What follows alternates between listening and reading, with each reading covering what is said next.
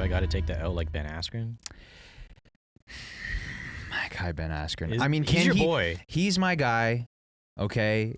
I'm not a huge I wasn't like fucking riding his nuts like before the fight, but I was rooting for him to win because it just would have been cool. But can we really say that he took the L if his purse that he got after the fight was bigger than any of his previous purses? Really? Well, not in the UFC, but in the organizations that he was in before the UFC, the purse that he got from the Jake Paul fight was bigger than any of them.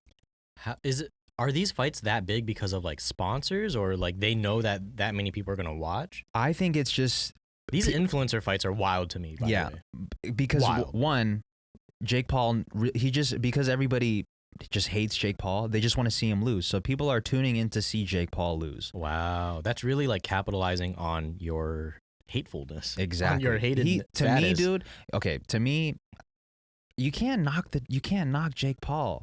He's doing his thing.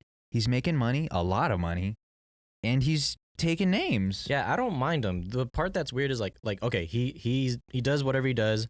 I don't have to pay attention to him because I find him annoying, but people pay attention to him because they don't like him, and that's you don't think that's weirdo right. behavior. Yeah. If you don't like something, don't pay attention to it. Yeah, it's but that easy. that's what makes it so interesting, though. Like people hate follow. Yeah, you know what I mean, like they hate follow more than they love follow. That's weird, right? It is a little bit weird, but that's just the world that we live in, bro.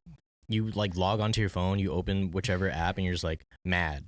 Yeah, that's not healthy. You're just mad all the time. Yeah, it is. It definitely isn't healthy. But I watched the fight over the weekend. I did bootleg it, so I mean, shout out to my cousin's fucking HDMI cable. He was the real MVP of the night. And it was, you know what? It felt like it didn't really feel like a boxing event. There were more concerts, I feel, than boxing.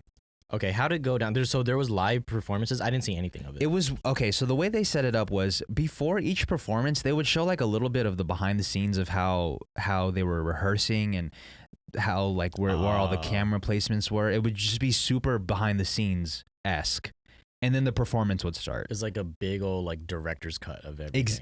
That's exactly what it felt like. It felt like a director's cut. Actually, when you pose it like that, I kind of fuck with it that way. Oh, what? If it's like if it's posed as a director's cut, because they're we wouldn't be talking about it if it wasn't filmed that way. I mean, they have to film it that way because they have to fill up the space. Of like, dude, it was like a 10-hour pay-per-view. It was so long. They're like, what are we gonna do? Just make a director's cut. Yeah. Director's cuts are different because people who actually care should watch them, not me, the innocent bystander. Yeah. Now I gotta watch all this shit. Yeah, I feel it.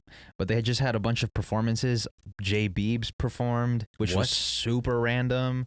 I feel like he's above that. You think so? Unless I mean, obviously not. That bag the money was probably must have been crazy for him to accept it.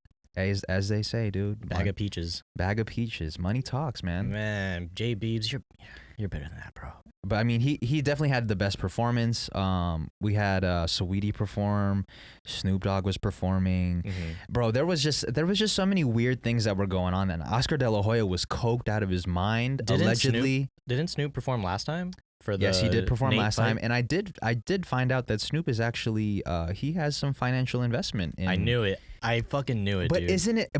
But for you to have some financial investment in it, to be hosting it at the same time, and to also be talking shit about the fighters while the fight is going on, there's a little bit of what do they call it? Conflict of interest. Yeah, there's some conflict of interest because like as the fight was going on, he's like, "Come on, Jake, make me that $2 million." I was like, "Yo, this is next level commentation." As long as you're upfront about it, I ain't mad. Yeah, because you're just trying to boost your product. It's definitely disrupting the boxing market because I just don't see a real boxing organization like topping this one anytime soon. Dude, boxing has been on the decline. Yeah, this isn't helping. You don't. This low key. This might be the savior. Jesus Christ. It's definitely gonna change like what boxing's gonna look like. But it's not gonna look anything like it was before, right? Oh, definitely not. It's gonna be more. Now it's gonna be more personality driven. Oh, 100%. It's gonna be more like WWE. And you know what? At first I wasn't really about it, but now it is a little bit entertaining. I guess all the fighting sports end up just kind of being like that. Yeah, because they know. UFC. Because once the numbers start falling, everyone's like, "Yo, what wild shit can we show on We TV just gotta to get sell more the clicks?" shit. Who with the most CTE can we get to do some wild Yeah, shit? for real.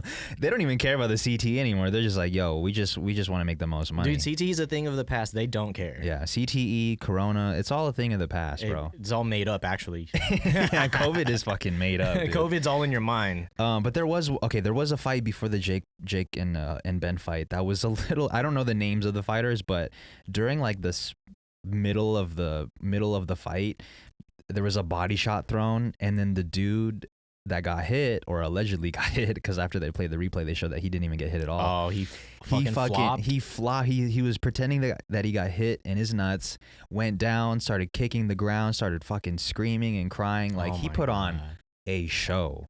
It was a show. It was a show to remember. I do not. They put him out. They took him out on a stretcher.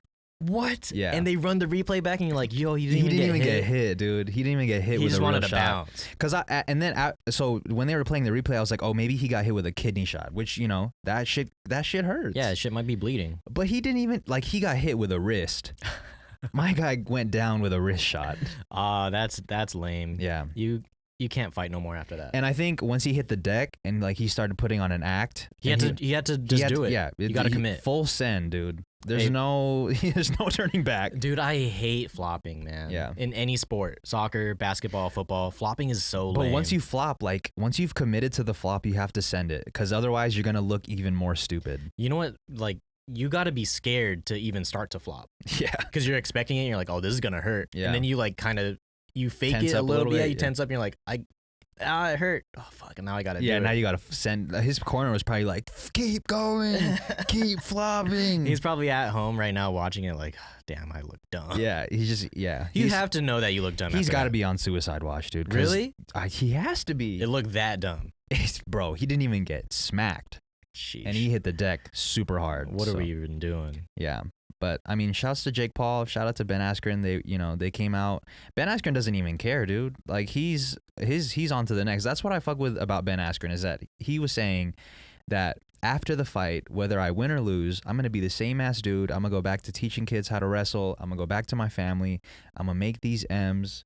I'm gonna buy Bitcoin. And I'm going to be good. Like, there's nothing that the internet can say about me that's going to bring me down. I'm just on to the next. Yeah, I think fighting, you got to have some sort of attitude like that, because otherwise you're just going to be in that CTE hole. Like, yeah, you just be super upset, negative. domestic violence, wearing wife beaters. Just, dude, doing all the above, dude. Just, as long as you have a healthier mindset, then, you know, do your thing. And you know what? He did allude to, you know, he might have a little bit of the tism. Really? Yeah. How did he say it?